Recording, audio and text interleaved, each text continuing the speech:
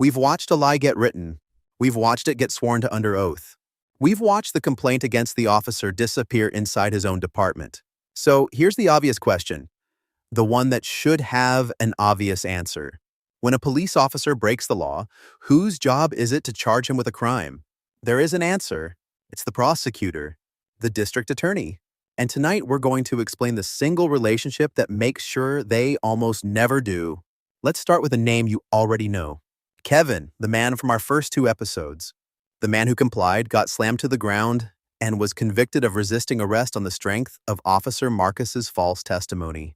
Someone stood up in that courtroom and asked the jury to believe Marcus, that someone was a prosecutor whose entire job in theory is justice. Now ask yourself a question the system hopes you never ask. If that same prosecutor knew, or even suspected, that Marcus lied, whose job would it be to charge Marcus with perjury? The exact same prosecutor, the one who just used the lie to win. That is the conflict at the center of everything tonight, and once you see it, you can't unsee it. The prosecutor is not a neutral party who occasionally works with police. The prosecutor and the police are the same team. They win together every single day. Think about what a district attorney actually needs to do their job.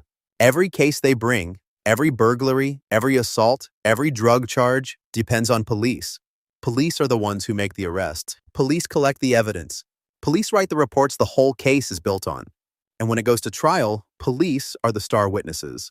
A prosecutor without police cooperation cannot function. Their conviction rate, the number they campaign on, the number their career is measured by, is built entirely on the work of the officers they'd have to turn around and prosecute. So imagine you're that district attorney and a case lands on your desk. An officer, credible misconduct, maybe even a video. You could charge him. But that officer belongs to a department of hundreds. A department you need tomorrow, and the day after, and for every case for the rest of your career. Charge one of their own aggressively, and you don't just make an enemy of one cop. You risk the cooperation of the entire force. Reports get slower. Officers get less helpful on the stand. The union that endorses candidates at election time turns on you. You have just made your own job, winning every other case dramatically harder. The incentive doesn't point toward justice. It points away from it. And here's the part that makes it nearly airtight. The prosecutor gets to decide. In America, a prosecutor has enormous, almost unreviewable discretion over who gets charged and who doesn't. They can decline to bring a case and never fully explain why. They can take a case to a grand jury, but here's the thing about grand juries most people don't know. The grand jury only hears what the prosecutor shows them. There's no defense, no judge weighing it, no real adversary in the room. There's a saying among lawyers that a prosecutor could get a grand jury to indict a ham sandwich because they control everything the jury sees, which means the reverse is also true. If a prosecutor wants a grand jury to not indict an officer, if they present it weakly, bury the strong evidence, ask the soft questions, they can almost guarantee that outcome too, and then stand in front of the cameras and say, "The grand jury has spoken. It wasn't my decision." It was. Now layer on one more thing, elections. In most of the country, district attorneys are elected. And who is one of the most powerful endorsements a tough-on-crime DA can get? The police union. Who funds the ads calling an opponent soft on crime, or worse, anti-police? The police union. A prosecutor who builds a reputation for charging officers is a prosecutor the union will spend real money to defeat. So the same institution we saw protect Dean in the last episode reaches all the way up here, into the office that's supposed to hold him accountable, and quietly reminds everyone how the game is played. Let's be precise, because this is where people oversimplify. It is not that every prosecutor is corrupt, or that they wake up wanting to protect bad cops. Most are genuinely trying to do justice as they understand it. The problem is that the structure asks them to be a neutral judge of the very people they depend on to survive professionally. You cannot be an impartial referee for your own teammates. No amount of good intention fixes a conflict of interest that deep. And when the rare prosecutor does try, when they actually go after an officer, they often find their own police force stops cooperating on everything else, exactly as a warning. This is why when you see the statistics, they look almost impossible. Officers are involved in thousands of serious incidents a year. Criminal charges against them are vanishingly rare and convictions rarer still.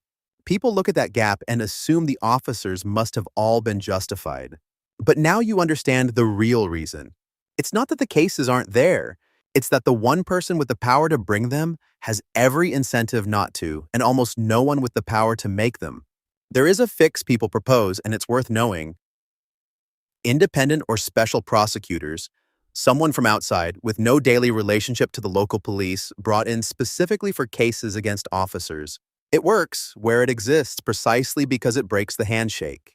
But it exists in very few places because the people who'd have to give up that power, the prosecutors, are the ones who decide whether to give it up. And the police unions fight it. Of course they do. So let's go back to Kevin one last time. His appeal, if it's still alive, will land on a desk somewhere in that same building. The report that convicted him was false. The officer who wrote it was never charged. The department that should have disciplined that officer investigated itself and found nothing. And the prosecutor who could have stopped any of it is the same one who used the lie to win in the first place. Every door Kevin could have walked through was held shut by someone whose career depended on keeping it shut. Not by a conspiracy, by a structure. By 100 small handshakes, each one perfectly legal, each one pointing the same direction, away from him. That is the machine, top to bottom, the rookie who learns to lie, the trainer who teaches him, the union that shields them both, and the prosecutor at the very top who needs the police far more than he needs any one victim. When we started this series, we asked who taught that officer what to write. Now you know the fuller answer. Everyone above him did, by making sure it never cost him anything. Next video, we go back to the very beginning, before the first lie, inside the police academy itself, to the moment an idealistic recruit first learns which rules are real and which ones are just for the public. Follow so you don't miss it.